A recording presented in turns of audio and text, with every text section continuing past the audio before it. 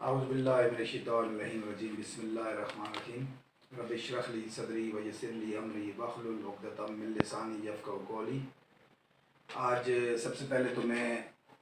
Pakistan Peoples party کے social media کی ساری ٹیم، سب سے پہلے تو میرے بھائی دانیال قریشی صاحب کا، میڈم شاہین کوثر ڈار صاحب کا، صاحبہ کا، اور ان کی ساری ٹیم، جاوید ایوب صاحب، جتنے بھی ہمارے اطلاعات سے اور سوشل میڈیا سے وابستہ ہماری ٹیم ہے، اور پاکستان پیپلز پارٹی کی قیادت، سب کا مشکور ہوں کہ آج انہوں نے سوشل میڈیا پیج پر مجھے لائیو خطاب کرنے کے لیے موقع فراہم کیا۔ آج میں جو گفتگو کروں گا اس کا آغاز میں پاکستان پیپلز پارٹی کے قیام سے کرنا چاہتا ہوں۔ بنیادی طور پہ اگر پاکستان پیپلز پارٹی کو دیکھا جائے تو پاکستان پیپلز پارٹی کی بنیاد جو ہے وہ ورکنگ کلاس کے مسائل کے حل پہ رکھی گئی تھی، اور اس کے ساتھ ساتھ چونکہ معاہدہ تاشکند سے ناراضگی کا اظہار کرتے ہوئے اپنی وزارت خارجہ کو جوتے کی نوک پہ رکھ کے معاہدہ تاشکند سے باہر آتے ہوئے، واک آؤٹ کرتے ہوئے، قائد عوام ذوالفقار علی بھٹو نے وزارت خارجہ کو چھوڑا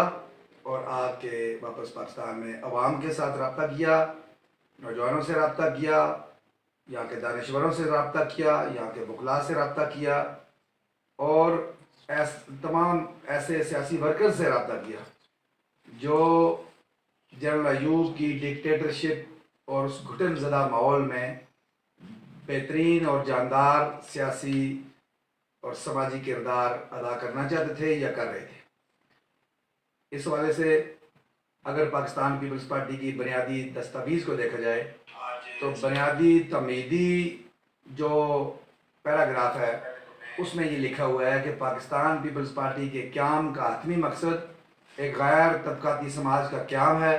جو آج کے عہد میں سوشلزم کے بغیر ممکن نہیں۔ اور پھر بنیادی سلوگنز کی طرف اگر ہم آئیں، پاکستان پیپلز پارٹی کے بنیادی دستاویزات کو اسٹڈی کریں تو ہمیں پتہ چلتا ہے کہ پاکستان پیپلز پارٹی کے بنیادی سلوگنز میں سے اسلام ہمارا دین ہے، طاقت کا سرچشمہ عوام ہے، سوشلزم ہماری معیشت ہے، جمہوریت ہماری سیاست ہے، اور ازاں بعد اس میں جب ذوالفقار علی بھٹو کو شہید کر دیا گیا تو پھر اس میں شہادت ہماری منزل ہے کا نعرہ اور پروگرام بھی جو ہے وہ شامل کیا گیا۔ میں یہ سمجھتا ہوں کہ سب سے اگر پاکستان پیپلز پارٹی کو بیان کیا جائے تو سب سے پہلے تو بنیادی سلوگنز پہ نظر کی جانی چاہیے، اور آج کے نوجوانوں کو جنہوں نے بھٹو شہید کو نہیں پڑھا یا ان کو نہیں دیکھا، اور اب تو نئی نسل جو ہے وہ شاید محترمہ بینظیر بھٹو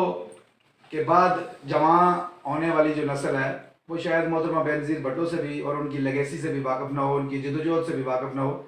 لیکن پاکستان پیپلز پارٹی کے جیالوں اور پاکستان پیپلز پارٹی کی قیادت اور آج پاکستان پیپلز پارٹی کے جو جینون نظریاتی ورکرز ہیں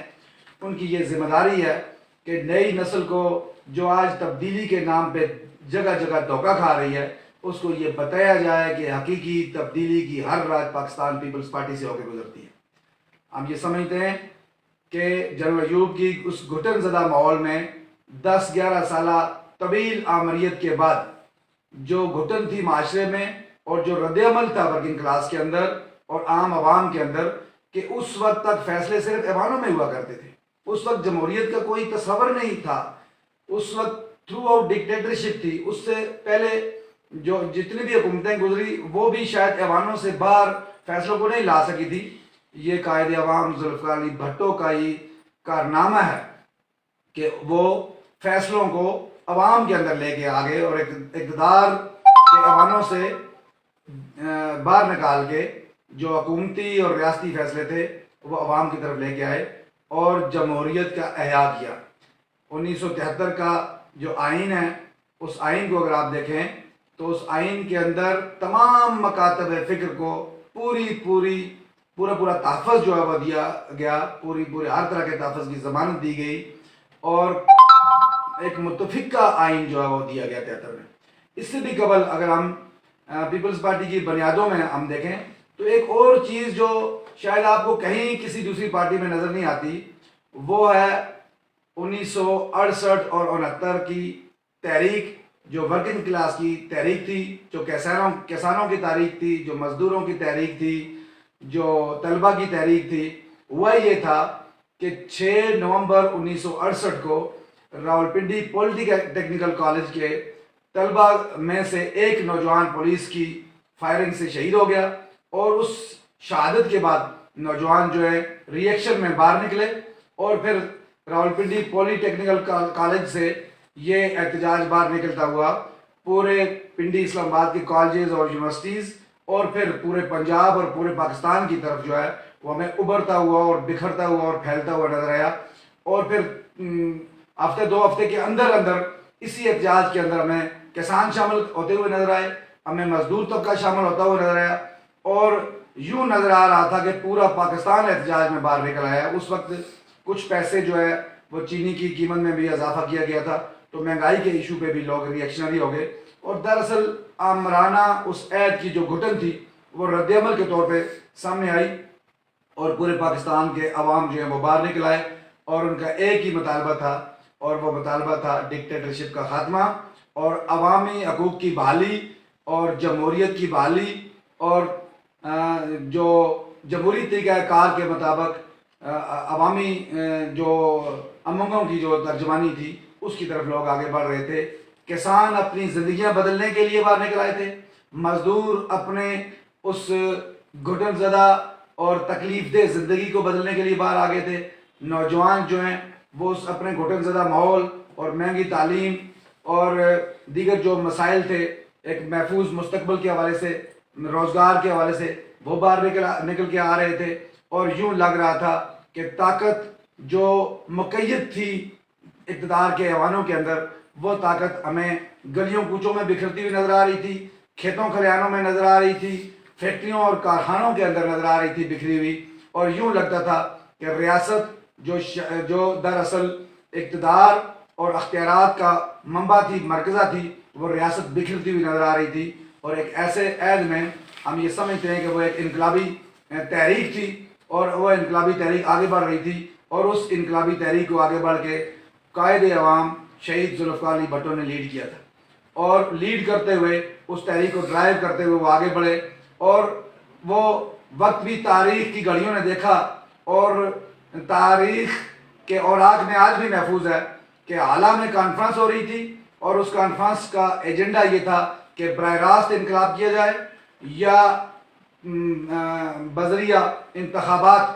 اقتدار حاصل کر کے عوامی حقوق کی ترجمانی کی جائے، عوامی امنگوں کی ترجمانی کی جائے، اور عوامی محرومیوں کا جو ہے وہ خاتمہ کیا جائے۔ تو اس وقت اعلیٰ کے اندر دونوں طرف سے بڑی پرزور تقاریر سامنے آ رہی تھی۔ معراج محمد خان جیسے لوگ جو ہیں وہ براہ راست انقلاب کی بات کر رہے تھے، ذوالفقار علی بھٹو اور ان کے دیگر ساتھی جو ہیں وہ یہ سمجھتے تھے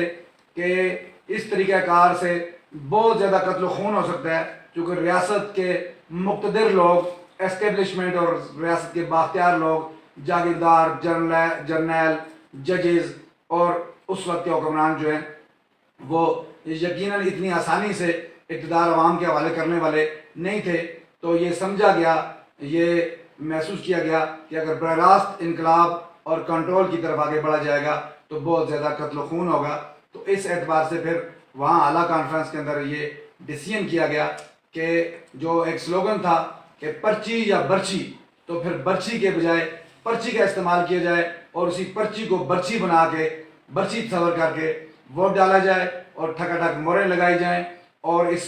ریاست پاکستان کا اقتدار حاصل کر کے عوامی محرومیوں کا خاتمہ کیا جائے، غیر طبقاتی سماج کی طرف آگے بڑھا جائے، ایک مساوات پہ مبنی معاشرہ قائم کیا جائے، انصاف پہ مبنی معاشرہ، عادلانہ معاشرہ قائم کیا جائے، اور جو غربت اور امارت کی تفاوت ہے، جو تفریق ہے، اس تفریق کا خاتمہ کیا جائے۔ یقیناً اسی ریفرنس میں بہت ساری اصلاحات کی گئیں، مزدوروں کی تنخواہوں میں بہت زیادہ اضافہ کیا گیا، کسانوں کو مراحت اور سبسڈیز دی گئیں، طلبہ کو یونین سازی کا حق دیا گیا، کسانوں کو یونین سازی کا حق دیا گیا، مزدوروں، فیکٹری کے اندر کام کرنے والے لوگوں کو یونین سازی کا حق دیا گیا، نیشنلائزیشن کی گئی. بہت سارے ایسے پرائیویٹ اداروں کو نیشنلائز کیا گیا, قومیایا گیا اور ریاستی کنٹرول میں لیا گیا. اور یہ ایک بات تاریخ میں رقم ہے. آج تک 1947 سے لے کر آج 2021 تک جتنے بھی بجٹ پیش ہوئے, کوئی ایک بجٹ مجھے یہ بتا دے, کوئی یہ چیلنج کے طور پہ یہ کہتا ہوں کہ جس بجٹ کے اندر خسارے کا بجٹ نہ پیش کیا گیا ہو. ہر بجٹ جو ہے وہ خسارے کا بجٹ پیش کیا گیا ہے. لیکن 1972 اور 73 کے بجٹ اٹھا کے دیکھیں, وہ واحد بجٹ تھے جو خسارے کے بجٹ نہیں تھے, جس میں جو ریونیو کلیکشن تھی وہ زیادہ تھی اخراجات سے. ورنہ عام طور پہ یہی ہوتا ہے کہ اخراجات زیادہ ہوتے ہیں اور ریونیو کلیکشن جو ہے وہ کم ہوتی ہے. اور یہی پاکستان کی تاریخ ہے. آج پاکستان کی ریاست ایک مقروض در مقروض ریاست ہے. آج جنم لینے والا ایک ایک بچہ جو ہے وہ مقروض ہے. اور ہم یہ سمجھتے ہیں کہ ہمیں ایک بار پھر ذوالفقار علی بھٹو شہید کے اس لیگیسی کو, ان بھٹوازم کو, بھٹو شہید کے نظریات کو, محترم بینظیر بھٹو کی لیگیسی کو واپس ہمیں بڑی گہرائی سے دیکھنا پڑے گا. اور یہ کام پاکستان پیپلز پارٹی کے حقیقی نظریاتی لیڈرشپ کر سکتی ہے. پاکستان پیپلز پارٹی کی حقیقی نظریاتی جو لیڈرشپ ہے وہی آگے بڑھ کے اس لیگیسی کو آگے بڑھا کے عوامی محرومیوں کا خاتمہ کر سکتی ہے. اس وقت جتنے بھی مسائل پیدا ہو چکے ہیں ان کا میں یہ دل سے یہ کہتا ہوں, میں یہ سمجھتا ہوں کہ ان کا حل آج بھی جو ہے وہ بھٹوازم کے اندر ہی ہے. 1973 کے بعد, اس آئین کے بعد آپ دیکھیں, اور پہلا جو دور تھا 1970 کا منشور آپ دیکھیں تو وہ میں سمجھتا ہوں کہ اس برصغیر کے اندر, اس ایشیا کے اندر اس منشور جو انتخابی منشور تھا اس جیسا ترقی پسند کوئی منشور کوئی بھی پارٹی آج تک, نہ ہندوستان کے اندر, نہ پاکستان کے اندر, نہ گردنوا کے دیگر ممالک کے اندر کوئی بھی پارٹی جو وہ دے سکی ہے. تو اس اعتبار سے میں یہ سمجھتا ہوں کہ 68 اور 69 کی اس تحریک کی جو طاقت تھی, اس تحریک کی جو امنگیں تھی, اس تحریک کی جو مانگیں تھی, اس کے جو مطالبے تھے, ان مطالبوں کو لے کر ذوالفقار علی بھٹو شہید نے اس پارٹی کو استوار کیا تھا. اور یہ انقلابی تحریک آگے بڑھتی ہوئی انقلاب کی طرف بڑھ رہی تھی. اور اس ایسے وقت میں ضیاء الحق جیسی جو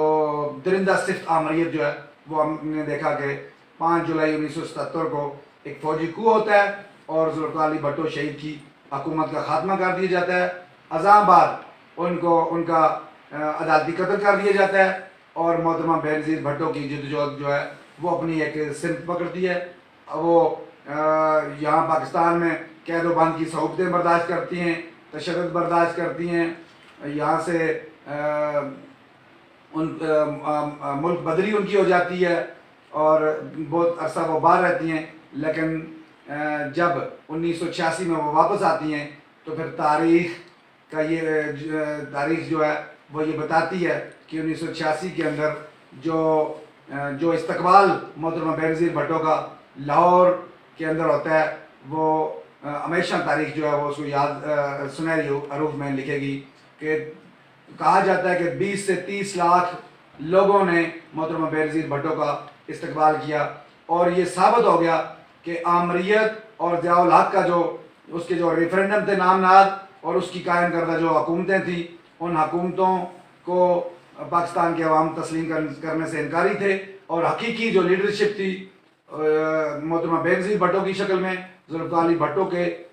شہید کی جدوجہد کا تسلسل, ان کی پارٹی کا تسلسل محترمہ بینظیر بھٹو کی شکل میں ان کا شایان شان استقبال ہو رہا تھا. اور 88 میں جب انتخابات ہوئے اور وہ انتخابات جو ہے وہ پاکستان پیپلز پارٹی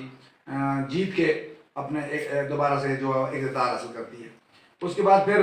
90 میں چونکہ پاکستان پیپلز پارٹی کو کبھی بھی آرام سے حکومت کرنے کا موقع اس اسٹیبلشمنٹ نے نہیں دیا, چونکہ پیپلز پارٹی کا جو خمیر ہے وہ دراصل اینٹی اسٹیبلشمنٹ خمیر ہے اور ہمیشہ بے اعتباری رہی ہے اس اسٹیبلشمنٹ کی پیپلز پارٹی کے اوپر. چونکہ پیپلز پارٹی جو ہے وہ ہمیشہ پرو عوام فیصلے کرتی ہے اور اسٹیبلشمنٹ یہ چاہ رہی ہوتی ہے کہ مقتدر لوگ جو ہیں وہ فیصلے کرتے رہیں, وہ مفادات اٹھاتے رہیں. اور اس سرمایہ نظام کا خاصہ یہ ہے کہ اس سرمایہ نظام کے اندر پروفٹ موٹیونیس کی بنیاد پہ جو ہے وہ معیشتیں استوار ہوتی ہیں, ریاستوں کا جو کام کاج ہے وہ چلایا جاتا ہے اور نظام زر جو ہے اس میں امیر امیر سے امیر تر اور غریب غریب سے غریب تر ہوتا جا رہا ہے. یہی وجہ ہے کہ پاکستان پیپلز پارٹی نے سوشلزم ہماری معیشت ہے کا نعرہ دے کر یہ دراصل یہ عہد کیا تھا, یہ بنیاد رکھی تھی کہ ہم منصوبہ بند معیشت کے ذریعے سے ان تمام مسائل کو, جو عوامی مسائل ہیں جس سے ایک طبقہ جو ہے وہ مسلسل محروم ہوتا جا رہا ہے, اس کی محرومی کا خاتمہ جو ہے وہ کیا جائے گا. تمام ریونیو اکٹھا کر کے, تمام ملک کے وسائل اکٹھا کر کے ان کو برابری کی بنیاد پہ تقسیم کیے جانے کا جو منصوبہ بند معیشت اور اس پہ استوار ہونے والی جو معیشت ہے منصوبہ بندی کے ساتھ, اسی سے ہی غربت اور امارت کا جو فرق ہے وہ مٹ سکتا ہے. آج آدھی سے زیادہ آبادی ہمارے اس ملک کی جو ہے وہ غربت کی لکیر سے نیچے زندگی گزار رہی ہے. ایک طرف لوگ جو ہیں وہ عیاشیوں کے اندر, اسی دنیا کے اندر جنتیں تعمیر کر کے بیٹھے ہوئے, انہیں دنیا کی ہر سہولت میسر ہے, انہیں ہر عیاشی میسر ہے, وہ سونے کا چمچہ لے کر پیدا ہو رہے ہیں. اور دوسری طرف ایک بہت بڑی اکثریت جو ہے وہ محروم در محروم ہے, انہیں شاید 2 وقت کی روٹی میسر نہیں ہے, انہیں بچوں کی تعلیم کے لیے وسائل میسر نہیں ہیں, وہ اگر بیمار ہو جاتے ہیں تو انہیں علاج میسر نہیں ہے. اور موجودہ نظام کے اندر اگر آپ دیکھیں تو نہ تو تعلیم جو ہے وہ فری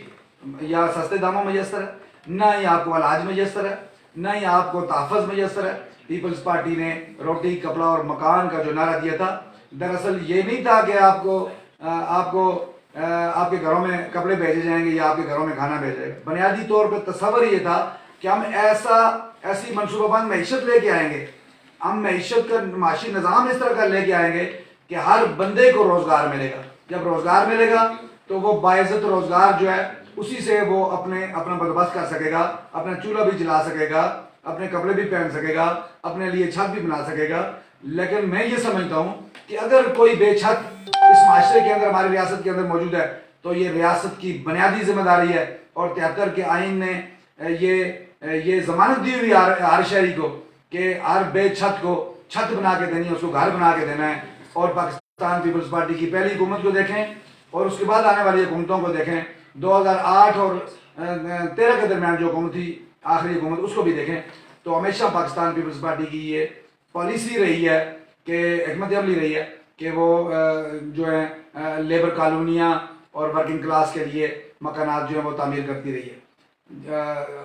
جہاں تک معاملہ ہے روٹی کا, کپڑے کا, مکان کا, تو میں یہ سمجھتا ہوں روٹی, کپڑا اور مکان, یہ تینوں چیزیں اگر آپ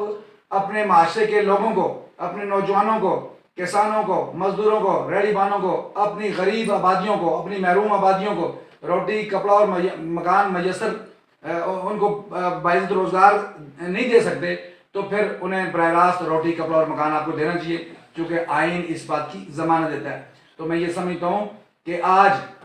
المیہ یہ ہے, نہ تو ہمیں علاج میسر ہے, نہ ہمیں تعلیم میسر ہے, جبکہ علاج ہر انسان کا بنیادی حق ہے. یہ بنیادی انسانی حقوق کا معاملہ ہے کہ ایک بندہ بیمار ہو جائے اور اس کو علاج میسر نہ ہو اور علاج کرانے کے لیے اس کے پاس پیسے نہ ہوں. اور آج جس طرح سے اس مہنگائی کے دور میں ادویات کی قیمتیں آسمان کو چھو رہی ہیں, جس طرح سے ڈاکٹرز کی فیسز جو ہیں وہ بہت اوپر جا چکی ہیں, تو اس کا مطلب ہے کہ غریب کو زندہ رہنے کا حق نہیں ہے. وہ اگر بیمار ہو جاتا ہے تو پھر اس کو علاج میسر نہیں ہے. اس لا علاجی کے خلاف جو ہے اس لا علاجی کا ہمیں بندوبست کرنا پڑے گا, اس لا علاجی کے خلاف ہمیں کھڑا ہونا پڑے گا. اور فری علاج معاشرے کے ہر شہری کو, اس ملک کے ہر شہری کو ہمیں دینا پڑے گا. اور یہی لیگیسی ہے, یہی فلسفہ ہے بھٹو شہید کا کہ انہوں نے روٹی, کپڑا, مکان,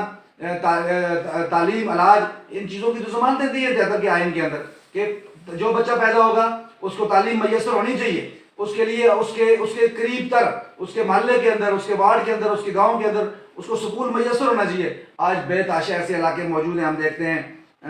جہاں آج تک سکولنگ نہیں ہے, سکول میسر نہیں ہے. اور تو اور یہاں اگر میں اپنے اس علاقے کی مظفر آباد کی بات کروں تو یہاں ایسی جگہیں موجود ہیں, خود ہمارے حلقے LA30 مظفر آباد 4 کے اندر ایسی جگہیں موجود ہیں جہاں آج تک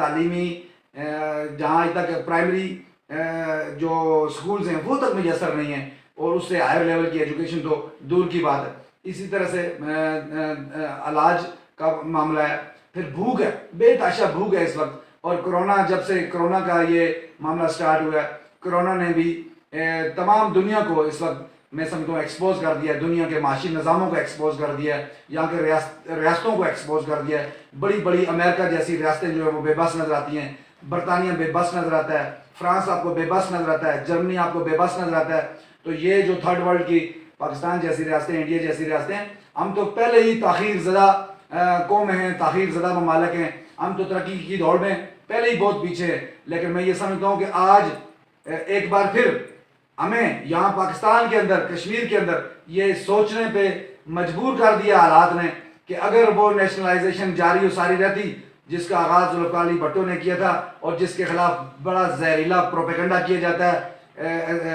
پرو اسٹیبلشمنٹ پارٹیز کی طرف سے بھی کیا جاتا ہے، نام ناد دانشوروں سے کی طرف سے بھی کیا جاتا ہے، نام ناد صحافیوں کی طرف سے بھی کیا جاتا ہے، اور پولیٹیکل فگرز کی طرف سے بھی کیا جاتا ہے کہ نیشنلائزیشن نے اس ملک کو برباد کیا. میں یہ سمجھتا ہوں کہ آج بھی نیشنلائزیشن واحد مسئلے کا حل ہے. اگر نیشنلائزیشن ہوتی، یہ علاج سارے کا سارا قومی حوالے سے اور ریاستی ملکیت کے اندر تمام ہاسپٹلز ہوتے، تو پھر وہ انفراسٹرکچر بھی ڈیولپ ہو جاتا ریاستی ملکیتی ہاسپٹلز کے اندر کہ جہاں فری علاج آپ دے سکتے ہیں. اسی طرح سے تعلیمی ادارے ہیں، آج پرائیویٹ سیکٹر بہت اوپر چلا گیا ہے، لیکن میں یہ سمجھتا ہوں کہ اگر سرکاری سیکٹر پہ پراپر توجہ دی جائے تو آج بھی ہر بچے کو، ہر نوجوان کو بہتر تعلیم جو ہے وہ دی جا سکتی ہے. یہی حاصلات تھی نیشنلائزیشن کی. اس طرح سے میں سمجھتا ہوں ذوالفقار علی بھٹو نے جو اس وقت کام کیے، جو انڈسٹریلائزیشن کی، زراعت کو انڈسٹری کے طور پہ ڈیولپ کرنے کی کوشش کی، سٹیل مل جیسے بڑے ادارے کو لے کے آئے، دیگر آپ میں کس کا ذکر کروں، شاید بات بہت لمبی ہو جائے گی. ذوالفقار علی بھٹو شہید کی وہ اصلاحات جو تھی، جو انقلابی اصلاحات تھی، آج بھی اگر آپ دیکھیں اس پاکستان کے اندر تو یہ پوری ریاست آج بھی انہی پہ بیس کر رہی ہے. اور ریاست کی ترقی کو اگر استوار کرنا ہے تو آج بھی ہمیں ذوالفقار علی بھٹو شہید کی لیگیسی کی طرف، ان کے نظریات کی طرف اور بھٹوازم کی طرف دیکھنا پڑے گا. واپس پاکستان پیپلز پارٹی کی بنیادوں کی طرف دیکھنا پڑے گا، پاکستان پیپلز پارٹی کی بنیادی منشور کو دیکھنا پڑے گا، اس لیگیسی کو دیکھنا پڑے گا جس لیگیسی کے لیے قائد عوام شہید ذوالفقار علی بھٹو نے جام شہادت نوش کیا. اور پھر اس کے بعد ایک طویل جدوجہد محترمہ بینظیر بھٹو کی شروع ہوتی ہے. 30 سالہ جو 1977 سے لے کر 2007 تک، دسمبر 2007 تک آپ اگر دیکھیں تو پھر یہ 30 سالہ جدوجہد تاریخ میں آپ کو باقی بھی ممالک کی تاریخ پڑھ لیں آپ، پاکستان میں تو کوئی ایسی مثال نہیں ہے، لیکن باقی ممالک میں بھی دیکھیں جتنی جدوجہد سے مزین اور آپ کو نظر آتی ہے محترمہ بینظیر بھٹو کی زندگی نظر آتی ہے. جدوجہد کا ایک مجسمہ نظر آتا ہے، آپ کو ایک جدوجہد کا سمبل نظر آتا ہے، آپ کو جدوجہد کا ایک استعارہ نظر آتا ہے محترمہ بینظیر بھٹو کی زندگی کے اندر کہ وہ اکیلی ایک نہتی لڑکی جو ہے وہ پورے پاکستان کے نہ صرف عوام کی امنگوں کی ترجمانی کر رہی ہوتی ہے، جہاں ایشو کوئی کریٹ ہوتا ہے وہاں پہنچتی ہے، بلکہ مختلف ادوار کے اندر اگر آپ دیکھیں جب ان کے چھوٹے چھوٹے بچے تھے تو ایک انگلی کے ساتھ ایک بچہ، ایک انگلی کے ساتھ دوسرا بچہ. نواز شریف دور میں بھی آپ دیکھیں، جنرل مشرف کے دور میں آپ دیکھیں، ضیاء دور میں دیکھیں، وہ آپ کو برسر جدوجہد نظر آتی ہے. مشرف دور میں اور نواز شریف کے ادوار کے اندر ایک عدالت سے دوسری عدالت، کبھی کراچی سے لاہور، لاہور سے راولپنڈی، راولپنڈی سے پھر کراچی، ایک دن میں 2 3 پیشیاں، اور اگلے دن دوسری جگہ پہ پیشی، اگلے دن تیسری جگہ پہ پیشی. یہ ظلم و ستم رہا ہے پاکستان پیپلز پارٹی کی قیادت کے ساتھ اس اسٹیبلشمنٹ اور پرو اسٹیبلشمنٹ پولیٹیکل پارٹیز کی طرف سے. اس میں جتنے ملوث ہمارے ڈکٹیٹر ہیں، ضیاء الحق کی آمریت رہی، مشرف کی آمریت رہی، اتنی برابری کی بنیاد پہ میں سمجھتا ہوں کہ نون لیگ کی حکومتیں بھی رہی جنہوں نے ہمیشہ عوامی امنگوں کی ترجمانی کرنے والی پاکستان پیپلز پارٹی کو نہ صرف کھل کے پالیٹکس کرنے سے روکا بلکہ ان کا زہریلا میڈیا ٹرائل کیا. محترمہ بینظیر بھٹو کا جس طرح سے یہ میڈیا ٹرائل یہ اس ملک کے پولیٹیشین اور اس ملک کی ڈکٹیٹرشپ کرتی رہی ہے، اس کی کہیں بھی مثال جو ہے وہ نہیں ملتی. میں یہ سمجھتا ہوں کہ ہمیں آج پھر اس جدوجہد کو دیکھنا چاہیے، اس جدوجہد کی طرف دیکھ کے ہمیں اپنے راستوں کا تعین کرنا چاہیے. جنرل مشرف کو اگر آپ دیکھیں اور اس سے پہلے نواز شریف کو اگر آپ دیکھیں تو انہوں نے ایک بات میں ذرا پیچھے آپ کو لے جانا چاہتا ہوں. اگر آپ دیکھیں تو شہید بھٹو اور بھٹوازم جو ہے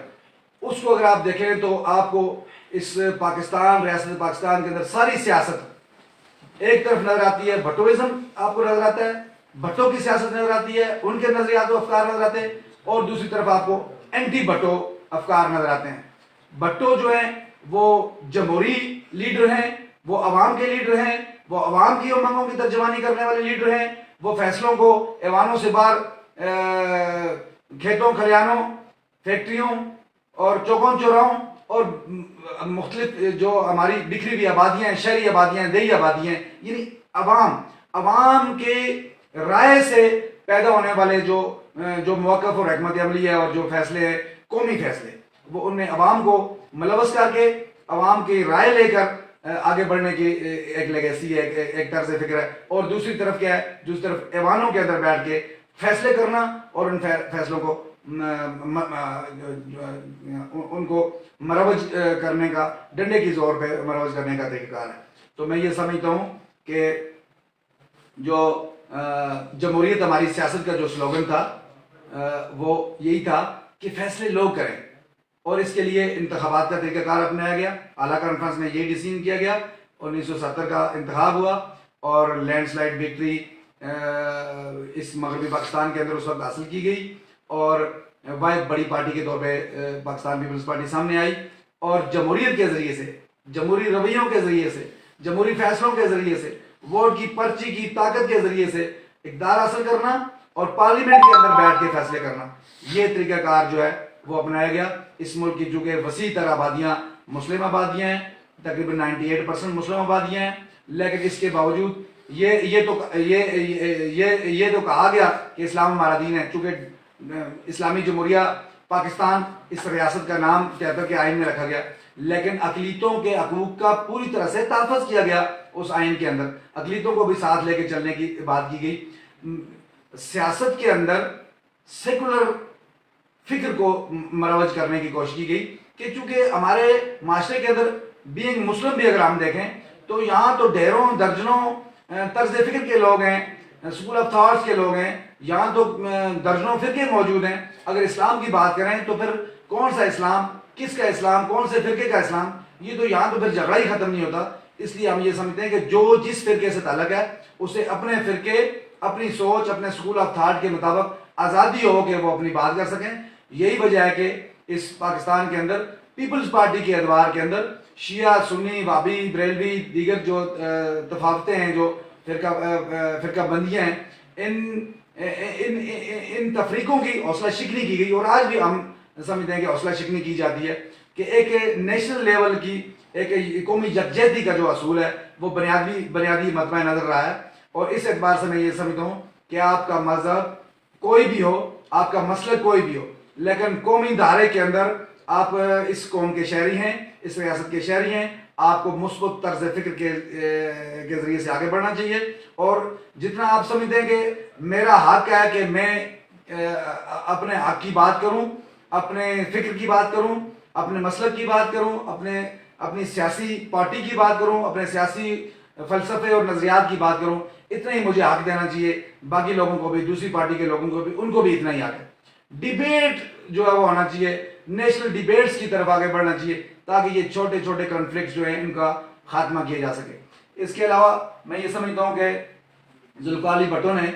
محنت کش طبقے جو مراحت دیں, جو ورکنگ کلاس کو جو مراحت دیں, جس طرح سے انڈسٹریلائزیشن وہ لے کے آئے, جس طرح سے یونین سازی کا انہوں نے حق دیا, طلبہ کو یونین سازی کا حق دیا, کسانوں کو دیا, مزدوروں کو دیا, یہ اور کہیں کوئی مثال نہیں ملتی. جب ڈکٹیٹر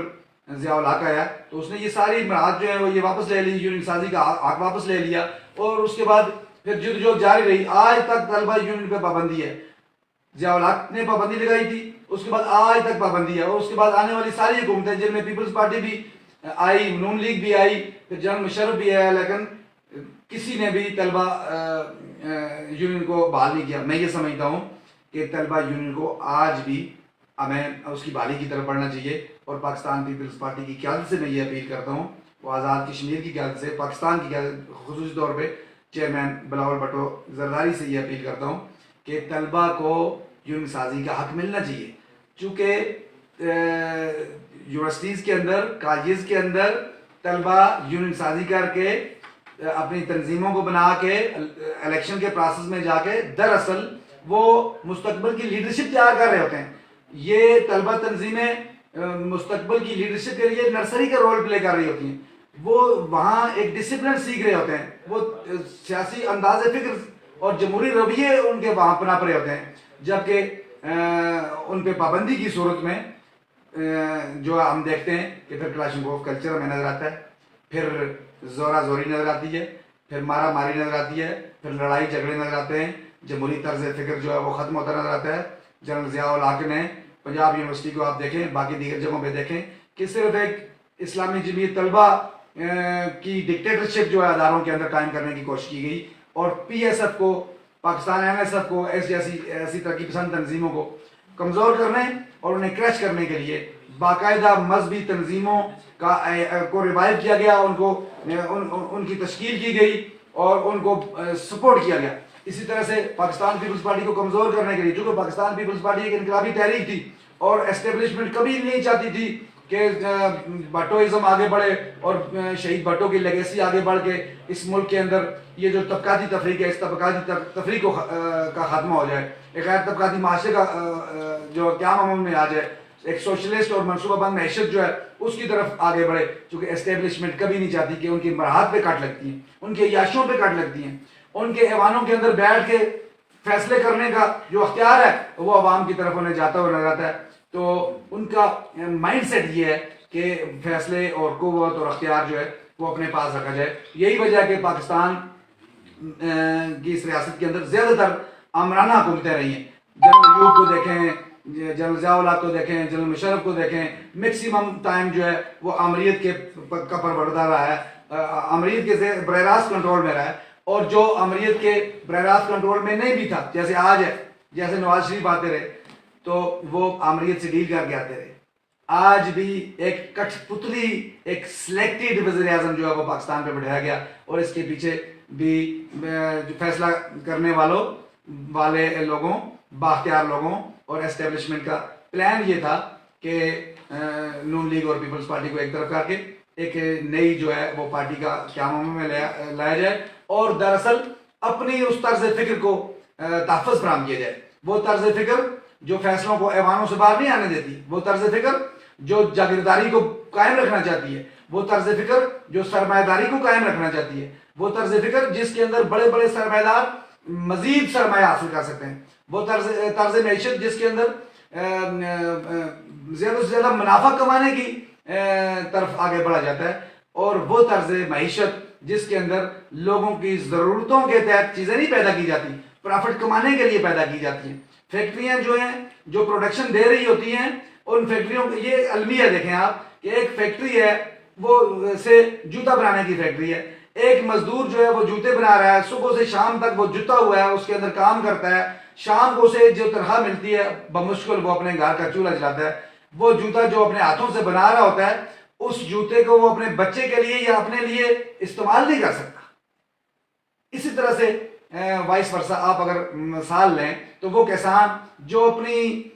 انتھک محنت سے خون پسینہ ایک کر کے فصلیں اگا رہا ہوتا ہے، اس کو بھوکا سونا پڑتا ہے، اس کے بچوں کو بھوکا سونا پڑتا ہے. یہ کس قدر المیہ ہے ہمارے اس معاشرے کا. تو ذوالفقار علی بھٹو شہید کی جو طرز فکر تھی، جو بھٹوازم ہے، وہ دراصل یہ ہے کہ یہ محروم طبقات جنہیں روزی روٹی کا مسئلہ بن گیا، جن کے لیے کپڑا پہننے کا مسئلہ بن گیا ہے، جن کے لیے تعلیم کا مسئلہ اس نظام کے اندر بنا ہوا ہے، جن کے لیے علاج کا مسئلہ بنا ہوا ہے، یہ تعلیم، یہ علاج، یہ روٹی، یہ کپڑا، یہ مکان جو ہیں وہ ریاست ذمہ داری اٹھائے اور ہر شہری تک پہنچائے، تاکہ جو محروم طبقات ہیں، جو غربت کی لکیر سے نیچے زندگی گزارنے والے ہیں، جو انتہائی محرومی میں زندگیاں گزار رہے ہیں، وہ اوپر اٹھ کے باقی جو معاشرہ ہے اس کے برابر باعزت اور باوقار زندگی گزار سکیں. تو اس حوالے سے میں یہ سمجھتا ہوں کہ جو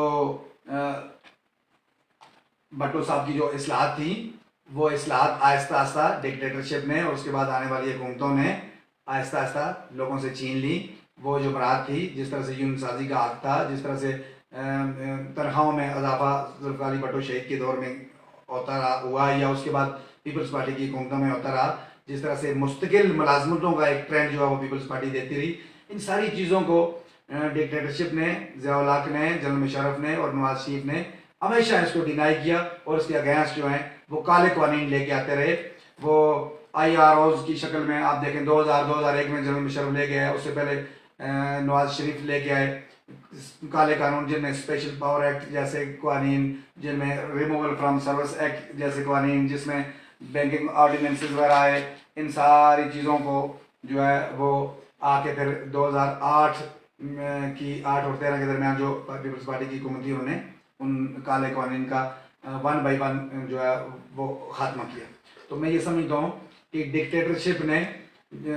شہید بھٹو کے بعد، آپ اگر ضیاء الحق کو دیکھیں تو ضیاء الحق نے کیا دیا؟ اس نے اسلام کا نام استعمال کیا، اور اسی طرح سے آج عمران خان اسلام کا نام استعمال کر رہا ہے۔ وہ اسلام کے نام پہ ووٹ لیتا ہے، وہ کہتا ہے یہ کیا تماشا ہے، اس نے ایک ریفرنڈم کرایا اور کہتا اگر آپ اس ملک کے اندر اسلام نافذ کرنا چاہتے ہیں تو جنرل ضیاء الحق کو جو ہے وہ منتخب کریں، اس کو ووٹ دیں۔ یہ ایک ڈکوسلا کیا گیا، ایک ڈرامہ کیا گیا، اور ایم کے ایم جیسی لسانی تنظیم ایک پارٹی بنائی گئی پیپلز پارٹی کو نقصان بنانے کے لیے۔ مذہبی دہشت گرد تنظیموں کی تخلیق کی گئی، سپہ سالار جیسی اور دیگر لشکر جنگی جیسی تنظیموں کی اگر آپ بنیادیں تلاش کریں تو آپ ان کے پیچھے آپ کو جنرل ضیاء الحق کی ڈکٹیٹرشپ جو ہے وہ نظر آ رہی ہے۔ اور اسی طرح سے جو مختلف جو صوبائیت ہے، صوبائیت کو آباد دی گئی، جو فیڈریشن تھی اس کو کمزور کیا گیا، اور اس ملک کے اندر چونکہ فیڈریشن کی علامت پاکستان پیپلز پارٹی کو سمجھا جاتا تھا، تو پیپلز پارٹی کو کمزور کرنے کے لیے پنجاب میں پنجاب کارڈ استعمال کیے گئے، پنجابی ازم کو ابھارا گیا۔ اس طرح سے KPK کے اندر الگ اسٹریٹجی اپنائی گئی، بلوچستان کے اندر بلوچستان کو الگ کرنے کے حوالے سے وہاں اس طرح کے اقدامات اٹھائے گئے کہ بلوچوں کے اندر بڑا ایک ریئیکشن آج بھی پایا جاتا ہے۔ سندھ کے حوالے سے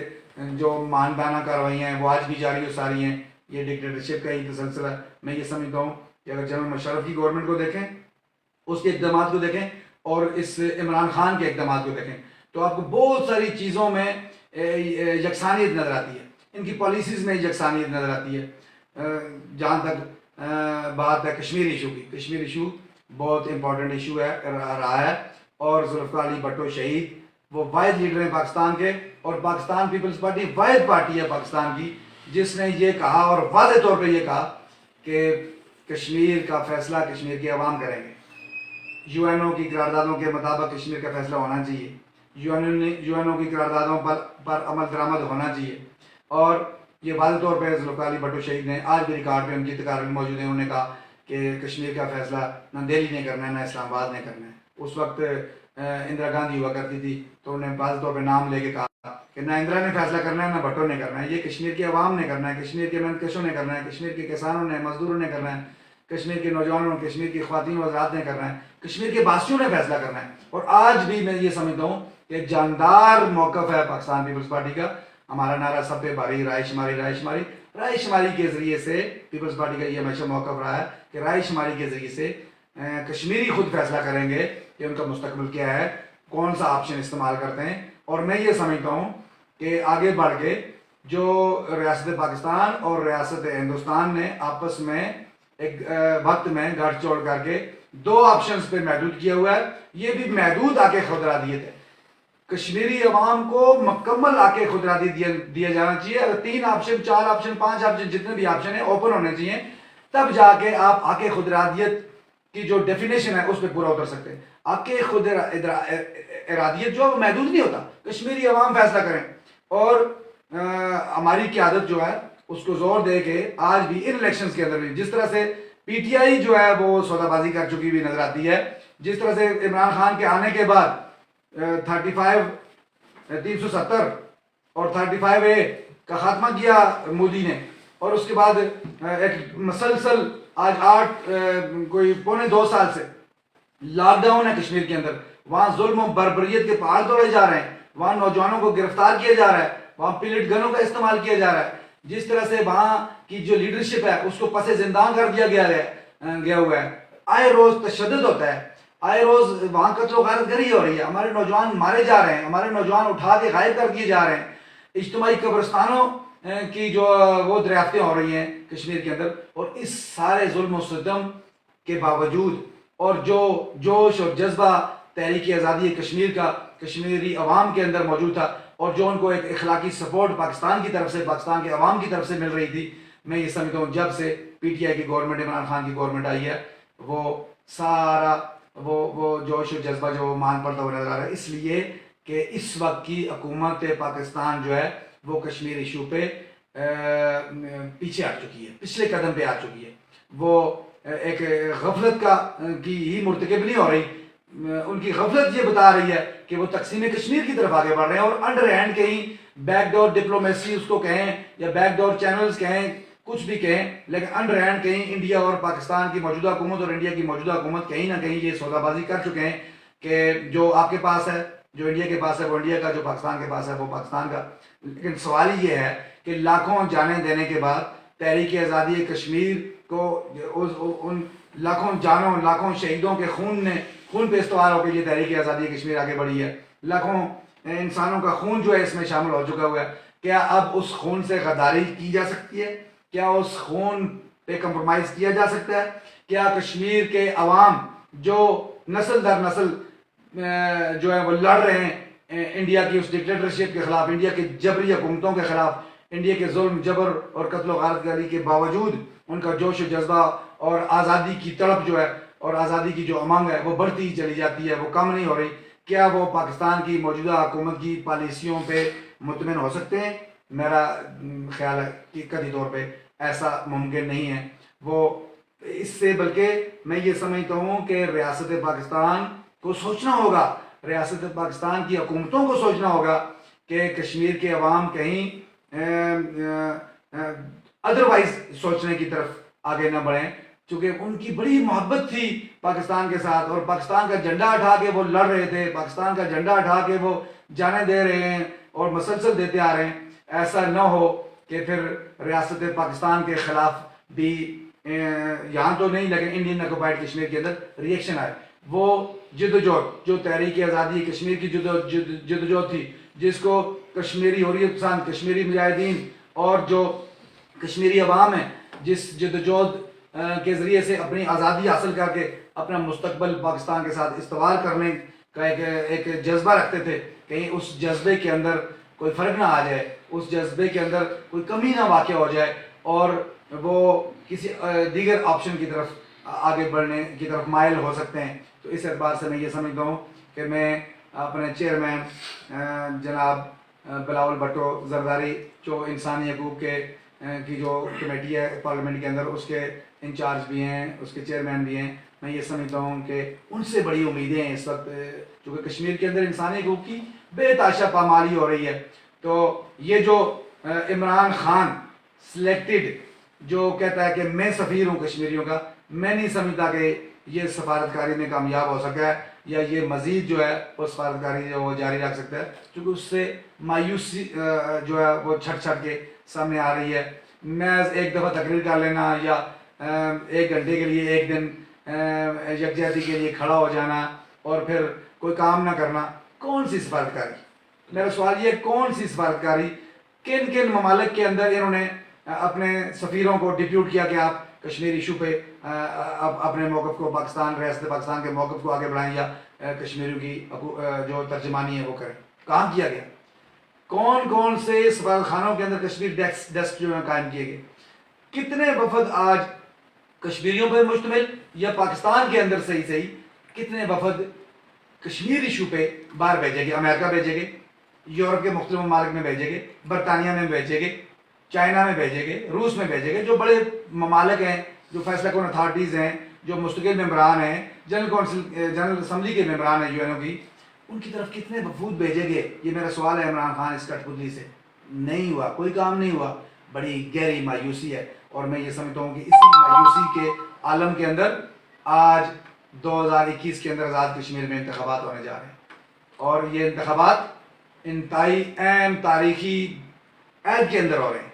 ایک ایسے عہد کے اندر کہ جہاں کشمیریوں نے یہ سوچنا ہے، کشمیریوں نے یہ فیصلہ کرنا ہے کہ وہ کس کو ووٹ دے گے، کون سی حکومت قائم کریں گے، کہ جو حکومت آگے بڑھ کے تحریک آزادی کشمیر کو ریوائیو کرے گی، اس کو تقویت دے گی، اس کو آگے بڑھائے گی اور آزادی کی منزل کی طرف جو وہ آگے بڑھے گی۔ کشمیریوں کے حوالے سے اگر دیکھا جائے تو کشمیری عوام کی جو جدوجہد ہے وہ آج 73 سالوں پہ استوار ہے، اور محض 73 سالوں پہ استوار نہیں ہے،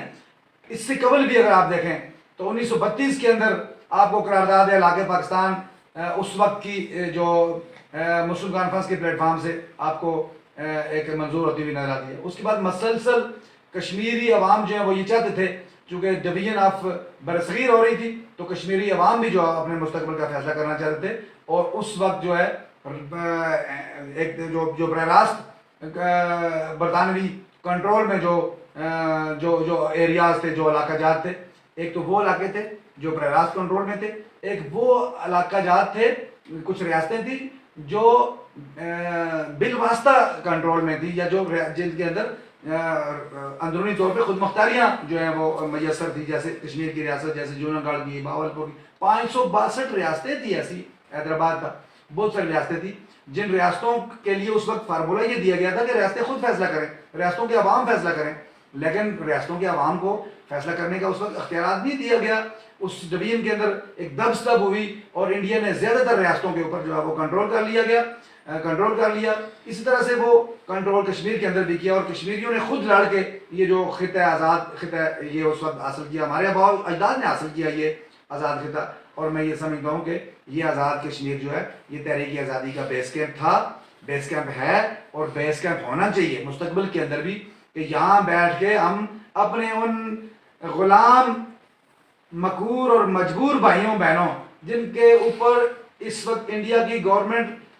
تسلسل کے ساتھ پچھلے 73 سالوں سے ظلم و ستم ڈال رہی ہے، اور اسپیشلی جب سے مودی ہے تو ظلم و ستم کے اندر اور زیادہ اضافہ ہو گیا۔ تو میں یہ سمجھتا ہوں کہ ہمیں نہ صرف ان کی اخلاقی حمایت کرنی ہے بلکہ عملی حمایت کی طرف آنے والے وقتوں میں ہمیں آگے بڑھنا پڑے گا، اور آزاد کشمیر کے عوام کو یہ فیصلہ کرنا ہے کہ انہیں کون سی پارٹی کو آگے لے کے آنا ہے۔ وہ پارٹیاں جو سودا کر رہی ہیں، وہ پارٹیاں جو مودی کے یار جو ہیں ہو گزرے ہیں، یا اب بھی اندرونی طور پہ ان کے ساتھ معاملات فٹ ہیں، یا پاکستان پیپلز پارٹی جیسی پارٹی جو یہ کہتی ہے کہ کشمیری فیصلہ کریں گے۔ میں یہ سمجھتا ہوں کہ یہ کشمیریوں کے امنگوں کی حقیقی ترجمانی جو ہے وہ پاکستان پیپلز پارٹی کر رہی ہے جب وہ رائے شماری کی بات کرتی ہے، جب وہ رائے شماری کا سلوگن دیتی ہے، اور پاکستان پیپلز پارٹی کی تخلیق جس وقت کی جا رہی تھی جہاں عوامی مسائل اور عوامی محرومیوں کا حل اور غیر طبقاتی معاشرے کا قیام جو ہے وہ مطمع نظر تھا، وہیں تحریک آزادی کشمیر کو انجام تک پہنچانا بھی مقصد تھا۔ اور ذوالفقار علی بھٹو شہید نے اس وقت کہا تھا کہ ہم کشمیر کے لیے 1000 سال تک جنگ لڑیں گے۔ 1000 سال کسی ایک انسان کی زندگی نہیں ہوتی، لیکن دراصل وہ ایک عہد کر رہے تھے، دراصل وہ اپنی قوم کو ایک جوش اور جذبہ دے رہے تھے کہ ہماری نسلیں آگے بڑھتی رہیں گی، کٹتی رہیں گی، لڑتی رہیں گی، لیکن جب تک کشمیر آزاد نہیں ہو جاتا اس وقت تک ہم لڑتے رہیں گے۔ اور 1000 سال تک جنگ لڑنے کا جو مقصد ہے وہ پاکستان پیپلز پارٹی آج بھی اس مقصد کو اپنے اپنے مقاصد کے اندر وہ اس نے رکھا ہوا ہے، جبکہ دوسری حکومتیں آ جاتی ہیں جس طرح آج بھی پی ٹی آئی آئی بھی ہے، تو وہ جو ہیں وہ اس جذبے کو ماند کر رہے ہیں، اس جذبے کو کمزور کر رہے ہیں، ان کی پالیسیز جو ہیں اس جذبے کو جو ہے وہ کمزور کر رہی ہیں۔ تو میں یہ سمجھتا ہوں کہ آج بھی اگر پاکستان کی ریاست کے اندر یا آزاد کشمیر کی اس ریاست کے اندر آپ دیکھیں تو دو افکار ہیں، دو طرز سیاست ہیں۔ ایک طرز سیاست ہے پاکستان پیپلز پارٹی کا، اور دوسرا طرز سیاست ہے اینٹی پاکستان پیپلز پارٹی، جو بھی ہیں ان میں پی ٹی آئی بھی موجود ہے، ان میں نون لیگ بھی موجود ہے، کاف لیگ بھی موجود ہے، اور بھی مختلف پارٹیاں کس کے نام لیے جائے، چھوٹی موٹی پارٹیاں بھی ہیں۔ تو پھر ایک بڑی پارٹی جو ہمیشہ سے نون لیگ کے بیک میں، پی ٹی آئی کے بیک میں، یا براہ راست ڈکٹیٹرشپ کی شکل میں آ کے اس ملک پہ قبضہ کرتی رہی۔ ہم یہ سمجھتے ہیں کہ پیپلز پارٹی اور پاکستان کے عوام ہمیشہ ڈکٹیٹرشپ کے خلاف رہے ہیں۔ ڈکٹیٹرشپ ایک اچھی بہترین ڈکٹیٹرشپ جو بظاہر عوام کے لیے کام کرتی ہوئی بھی نظر آئے، اس سے بھی ایک لولی لنگڑی جمہوریت 1000 درجے بہتر ہوتی ہے۔ تو میں یہ سمجھتا ہوں کہ جمہوریت کا ہی یہ خاصہ ہے کہ جمہوریت ایک عام آدمی کی آواز جو ہے عام آدمی کو اختیار دیتی ہے۔ ایک عام آدمی جب ووٹ ڈال کے اپنے لیڈر کا، اپنی قیادت کا، اپنے MNAs, MPAs اور ایم ایل ایز کا انتخاب کر رہی ہوتی ہے، تو دراصل وہ عام آدمی جو ہے وہ اپنا اختیار استعمال کر رہا ہوتا ہے۔ تو میں یہ سمجھتا ہوں کہ میں تو اس طرز فکر کا آدمی ہوں کہ جب ووٹ لے کے ایک بندہ اسمبلی میں جاتا ہے تو اس کو واپس وہ طاقت جس طاقت کی بنیاد پہ وہ اسمبلی میں پہنچتا ہے وہ طاقت واپس ٹرانسفر کرنی چاہیے، پبلک کو ٹرانسفر کرنی چاہیے، پبلک کو اختیار دینا چاہیے، پبلک کو اقتدار کے اندر پبلک شیئرنگ ہونی چاہیے. یہ لیگیسی تھی ذوالفقار علی بھٹو کی، یہ لیگیسی تھی پیپلز پارٹی کی کہ پرو عوام پالیسیز بنائی جائیں، پرو عوام حکومتیں ہوں، عوامی امنگوں کی ترجمانی کی جائے، مساوات پہ مبنی معاشرہ قائم کیا جائے، لوگوں کے اوپر ٹیکسز کا بوجھ کم سے کم ڈالا جائے، ریاست ذمہ داری اٹھائے، تعلیم کی ذمہ داری اٹھائے، علاج کی ذمہ داری اٹھائے، روٹی کپڑا مکان کی ضمانت دے، اور تاکہ لوگ جو ہیں جو اپنی شاید تنگ آ کر کئی دفعہ دریاؤں میں چھلانگیں لگا دیتے ہیں. پچھلے دنوں کا بھی واقعہ ہے کہ ایک خاتون جو ہے وہ اپنے بچوں کو نہر میں پھینک دیتی ہے. جب اس سے پوچھا جاتا ہے کہ تم نے ایسا کیوں کیا تو وہ کہتی ہے کہ میرے پاس کھانے پینے کے لیے کچھ نہیں ہے تو میں کیا کروں، میں اپنے بچوں کو بھوکا مرتا ہوا نہیں دیکھ سکتی. پچھلے عرصے میں یہ غالباً یہ جنرل مشرف کے دور کی بات ہے کہ رابی کے اندر ایک خاتون جو ہے وہ اپنے ایک بچے کو پہلے پھینکتی ہے رابی میں، پھر دوسرے کو پھینکتی ہے، پھر تیسرے کو پھینکتی ہے اور پھر خود چھلانگ لگاتی ہے. کچھ لوگ دوڑ کے آتے ہیں، قریب پہنچتے ہیں، وہ اس کو بچا لیتے ہیں اس خاتون کو. اس خاتون سے جب پوچھا جاتا ہے تم نے ایسا کیوں کیا، یہ چھوٹے چھوٹے معصوم بچوں کو تم نے دریا میں پھینک دیا اور خود بھی جو خودکشی کر رہی ہو، تو وہ جذباتی ہو کے روتی ہے اور اپنا یہ پکڑتی ہے گریبان پکڑ کے ایسے کھینچتی ہے. وہ خاتون رونگٹے کھڑے ہو جاتے ہیں سن کے دیکھ کے یہ چیزیں. وہ اپنا گریبان پھاڑتی ہے اور کہتی ہے یہ میری چھاتیاں دیکھو یہ خشک ہو چکی ہیں بھوک سے، ان کے اندر دودھ نہیں ہے تو میں اپنے بچے کو دودھ کیسے پلاؤں، کھانے کو گھر میں کچھ نہیں ہے تو میں ان کو کیسے میں نہیں کھا سکتی، میں اپنے بچوں کو کیا کھلاؤں. تو اس دفعہ یہ کرونا کے وقت میں بھی ابھی بھی ایسے واقعات ہوئے ہیں کہ لوگوں کے پاس کھانے کو کچھ نہیں تھا. ابھی پچھلے دنوں کی بات ہے کہ ایک پاکستان کے ایک شہر کے اندر، ابھی اس وقت میرے ذہن سے نام اتر گیا ہے، یہ ہوا کہ ایک کرائے کے مکان میں ایک آدمی جو رہتا تھا تو کرایہ دار روز اس کو تنگ کرنے لگا کہ پیسے دو پیسے دو، کرایہ دو کرایہ دو. جب اس کے پاس کچھ نہ بن پڑا تو اس نے پہلے میاں بیوی دونوں تھے، انہوں نے زہر لیا، پہلے اپنے 3 بچوں کو زہر دیا، اس کے بعد خود بھی زہر کھاتے مار گئے. یہ کون سا معاشرہ ہے؟ یہ ہم کس ریاست کے اندر جی رہے ہیں جہاں لوگوں کو زندہ رہنے کا حق نہیں ہے؟ اس نظام کے اندر میں یہ سمجھتا ہوں کہ زندگیاں چھین رہا ہے یہ نظام، یہ قاتل نظام ہے. اس نظام کو بدلنا چاہیے. اس نظام کے اندر بڑے پیمانوں پہ تبدیلیوں کی ضرورت ہے. یہ نظام زر جو ہے یہ امیروں کو امیر تر کر رہا ہے، غریبوں کو غریب تر کر رہا ہے، بلکہ اب تو حالت یہ ہے کہ غریبوں کو مرنے پہ مجبور کر رہا ہے. روزگار نہیں مل رہا ہے لوگوں کو. آج یہ کرونا اور یہ لاک ڈاؤن اس عرصے میں اگر آپ دیکھیں تو لوگوں کی زندگیاں اجیرن ہو چکی ہیں. مہنگائی کہاں پہنچ چکی ہے، پی ٹی آئی کا کوئی کنٹرول نہیں ہے مہنگائی پہ.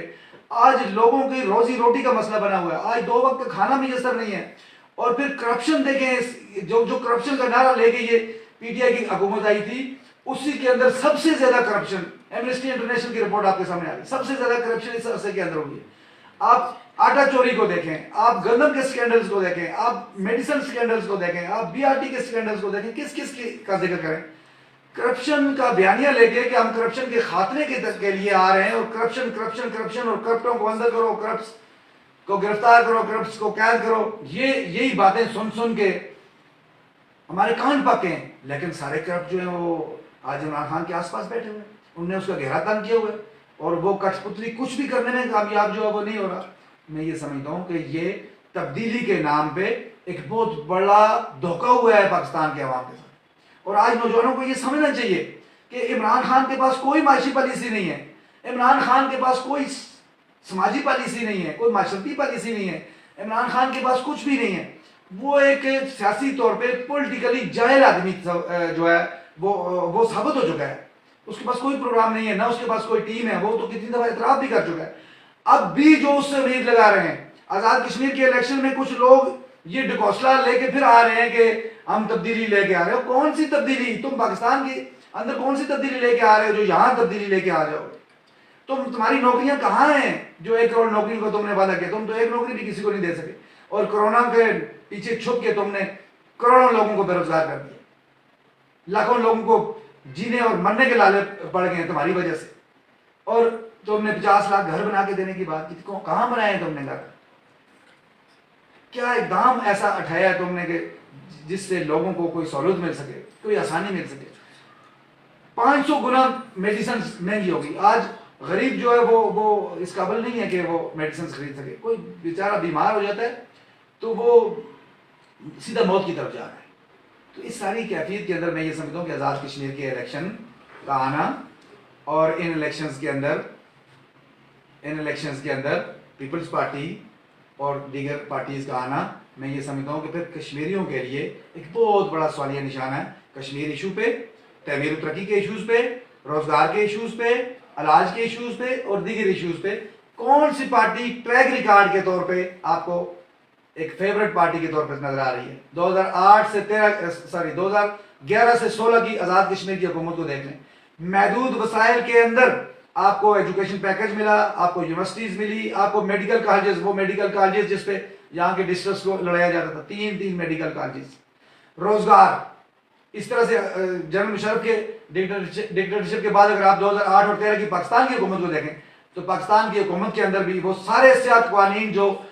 انٹی ورکنگ کلاس قوانین جنرل مشرف نے اور نواز گورنمنٹ نے دیے تھے وہ سارے ختم کیے تھے اس وقت پاکستان کی پیپلز پارٹی کی حکومت نے یوسف رضا گیلانی آصف زرداری کی سربراہی میں، اور بے تحاشا روزگار جنریٹ کیا تھا. کچے ملازمین کو پکا کرنا، مستقل ملازمتیں، لاکھوں لوگ ایسے تھے جو ان کو مستقل جابز دی گئی تھی، نئی جابز کریٹ کی گئی تھی اس میں. تو پاکستان کی کمزور سے کمزور مخلوط حکومت نے بھی وہ کارائے نمایاں سر انجام دیے ہیں جس کا کوئی مقابلہ نہیں ہے باقی پارٹیوں کے ساتھ. یہ پارٹیاں جو دیگر پارٹیاں ہیں یہ دراصل حکمران طبقے کی نمائندہ پارٹیاں ہیں اور Pakistan Peoples Party working class کی نمائندہ ہے. اسی لیے شروع دن سے پیپلز پارٹی کو غریبوں کی پارٹی، محروموں کی پارٹی، ریڑھی کی پارٹی، کسانوں کی پارٹی، مزدوروں کی پارٹی کہا جاتا ہے. اس لیے کہ پیپلز پارٹی نے سوشلزم ہماری معیشت ہے کا نعرہ دے کے یا طاقت کا سرچشمہ عوام ہے کا نعرہ دے کے دراصل یہ ثابت کیا تھا کہ ہم ہی وہ پارٹی ہیں، ہم ہی وہ طرز فکر ہیں، ہم ہی وہ سیاسی فلسفے کے حامل لوگ ہیں، ہماری پارٹی ہے جو اس ملک کے منکش عوام کو، غریبوں کو، محکوموں کو، مجبوروں کو کے لیے رائے نجات ہے، جو بہترین اور محفوظ مستقبل دے سکتے ہیں، جو ہمارے بچوں کو ایک محفوظ مستقبل دے سکتے ہیں، جو تعلیم، علاج، روٹی، کپڑا، مکان کی تحفظ جو فراہم کر سکتے ہیں. ڈکٹیٹرشپ نے اور اسٹیبلشمنٹ نے پیپلز پارٹی کو آج تک اس کی اپنی لیگیسی پہ کام کرنے دیا ہی نہیں ہے. آج بھی میں یہ سمجھتا ہوں کہ پیپلز پارٹی کی لیگیسی پہ اگر کام ہو تو اس ملک کے میں کوئی بھوکا نہ سوئے، کوئی ننگا نہ ہو، کوئی بے چھت نہ ہو، کوئی لا علاج نہ مرے، کوئی بے گور و کفن نہ رہے، کوئی آری جو ہے وہ آری نہ رہے. اس وقت بھی اگر آپ دیکھیں تو ذوالفقار علی بھٹو شہید نے لاکھوں ایکڑ زمین آریوں کو جو ہے وہ مفت دے کر ان کو مالک بنایا. پیپلز پارٹی کی جو مومنٹ تھی، جو تحریک تھی، جس تحریک سے اس نے جنم دیا تھا، دراصل نظام زر، نظام سرمایہ داری اور نظام جاگیرداری کے خاتمے کے لیے یہ پیپلز پارٹی جو ہے وہ بنائی گئی تھی اور آگے بڑھ کے ایک پلانڈ اکانومی، ایک منصوبہ بند معیشت جو ہے تشکیل دے کے ایک غیر طبقاتی معاشرے کی طرف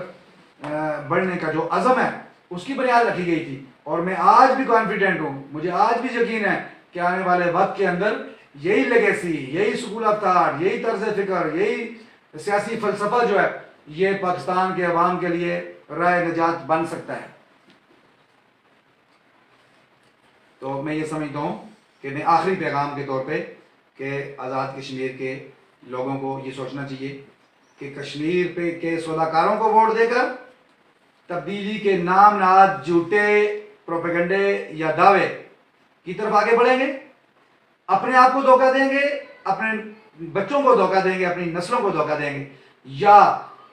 کشمیر کے لیے سوچیں گے، کشمیری عوام کے لیے سوچیں گے، کشمیر تحریک آزادی کے کشمیر کے لیے سوچیں گے، اپنے محفوظ مستقبل کے لیے سوچیں گے. دوسری بات کہ اپنے بچوں کا محفوظ مستقبل، ان کی بہتر سے بہتر تعلیم، ان کو بہتر روزگار اور جتنی بھی تعمیر و ترقی کے ایشوز ہیں، شہرات کے معاملات ہیں، دیگر جتنے بھی ادارہ جاتی قیام ہے، انفراسٹرکچر کی جو ڈیولپمنٹ، چاہے وہ کسی بھی حوالے سے انفراسٹرکچر ہے، تو فزیکل انفراسٹرکچر ہے، کسی بھی علاقے کی تعمیر و ترقی کو اگر آپ دیکھنا چاہتے ہیں تو آپ اس علاقے کے اندر جائیں، وہاں دیکھیں وہاں کے سکولز کیسے ہیں، وہاں کے ہاسپٹلس کیسے ہیں، وہاں کی روڈز کیسی ہیں، سڑکیں کیسی ہیں. تو میں یہ سمجھتا ہوں کہ ہمیشہ پیپلز پارٹی نے اس طرف بہت دھیان دیا. ایک آخری بات یہ کروں گا کہ کچھ لوگ جو ہیں آج ہمیں فوج کے خلاف بولتے ہوئے نظر آتے ہیں. میں یہ سمجھتا ہوں کہ فوج ہماری ہے، فوج کے خلاف ہم نہیں ہیں قطعی طور پہ نہ پاکستان پیپلز پارٹی فوج کے خلاف رہی. جب 95,000 قیدی بنگلہ دیش جدا ہو گیا اسی ڈکٹیٹرشپ کی غلط پالیسیوں کی وجہ سے, 95,000 قیدی ہو گئے, تو وہ ذوالفقار علی بھٹو شہید ہی تھے جو باعزت طریقے سے ان 95,000 قیدیوں کو بھی واپس لے کے آئے تھے, اور جو چھینا ہوا علاقہ جات تھے وہ بھی واپس لے کے آئے تھے. اور پھر اس کے بعد اس ملک کی فوج کو دوبارہ سے ری آرگنائز کیا, اس کو منظم کیا, اس کو طاقت دی, اس کے فنڈز میں اضافہ کیا, اس کو ایک مضبوط قومی فوج کے طور پہ ڈیولپ کرنے کے حوالے سے ایک بڑی جاندار جو سٹیپس ہیں اس وقت ذوالفقار علی بھٹو نے اٹھائے تھے. اور یہ ایک المیہ کہہ لیں کہ وہ فوج جس کو تیار کر کے مضبوط کر کے ذوالفقار علی بھٹو شہید نے اس ملک کے تحفظ کے لیے, اس کی نظریاتی, اس کی فکری, اس کی جغرافیائی سرحدوں کے لیے اس کا قیام عمل میں لایا تھا, اسی فوج نے پھر اس فوج کے ایک جنرل نے موسم کشی کرتے ہوئے ان کی نہ صرف حکومت کا خاتمہ کیا بلکہ ان کا عدالتی قتل بھی کروایا. فوج جو ہے وہ ہماری ہے, میں یہ کہہ رہا تھا